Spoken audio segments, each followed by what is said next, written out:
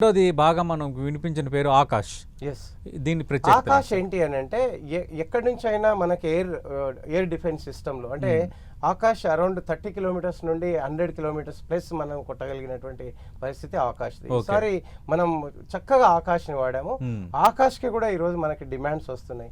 ఆకాష్ కూడా one of the successful. వాడు 900 drones వాడాడు. చైనా, టర్కీవి, వాడివి అన్ని కలిపి టోటల్ 900+ డ్రోన్స్ వాడినా కూడా మేబీ ఏ ఒక్కటో అటు ఇటు మిస్ అయి పేలి ఉంటుంది తప్ప మిగతా ఎక్కడ అన్నింటినీ కూడా మనం ఇంటర్సెప్ట్ చేయడం జరిగింది, అన్నింటినీ కొలాప్స్ చేయడం జరిగింది, అన్నింటినీ న్యూట్రలైజ్ చేయడం జరిగింది.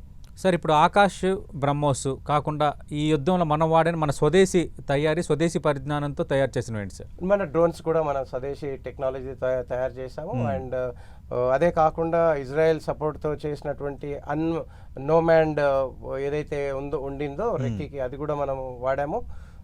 తర్వాత most of the things are like మనం ఇండిజియస్ టెక్నాలజీ ఎక్కువగా సక్సెస్ అయింది ఈసారి. అండ్ మనము S-400 అనేది రష్యా టెక్నాలజీ, దాన్ని మనం వాడాము. అది కూడా 100%.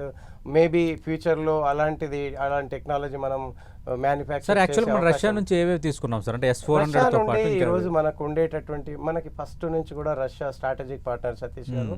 డే 1 నుంచి 1971 వార్లో కూడా ఫస్ట్ వారి యొక్క వార్షిప్ ని తీసుకొచ్చి మన అరేబియన్ సీలో పెట్టినటువంటి రష్యా ఈ రోజు వరకు ఆ పార్ట్నర్షిప్ ని అట్లాగే కొనసాగిస్తూ మనకి ఒక స్ట్రాంగ్ బాండింగ్ మనకి ఉంది.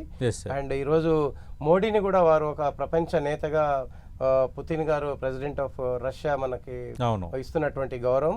సో ఈ రోజు మనం ఫస్ట్ మిగ్ సిరీస్ దగ్గర నుంచి MiG-19, MiG-21, MiG-25, MiG-29 ఇవన్నీ కూడా, అంటే నేను I'm not air force person, still I have idea. ఎందుకంటే నేను బ్లాక్ క్యాట్స్ అట్లా ఆర్గనైజేషన్ లో పనిచేశాను కనుక వాటిపైన అవగాహన ఉంది.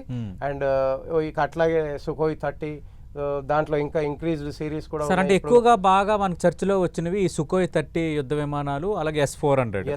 ఫస్ట్ ఈ రెండింటి కోసం ఇన్ డీటెయిల్ గా వెళ్దాం సార్. అసలు S-400 కోసం ప్రపంచవ్యాప్తంగా చర్చ జరుగుతోంది. S-400 అనేది ఒక రకంగా బ్రహ్మాస్త్రం లాగా మనకి పనిచేసింది. బ్రహ్మాస్త్రం కాదు, అది సుదర్శన చక్రం. ఏంటి సార్ దీని స్పెషాలిటీ ఏంటి? అసలు ఎంత పేలోడ్స్ కానీ, తర్వాత ఇది ఎలా వర్క్ చేస్తుంది? ఇది పేలోడ్స్ తో పనిచేయదు. ఇది యాక్చువల్లీ దీనిలో ఏంటి అని అంటే యాంటీ మిజైల్ సిస్టమ్. అంటే ఎక్కడైనా ఒక మిజైల్ వస్తుంది అని అంటే ఇది ఇంటర్సెప్ట్ చేస్తుంది.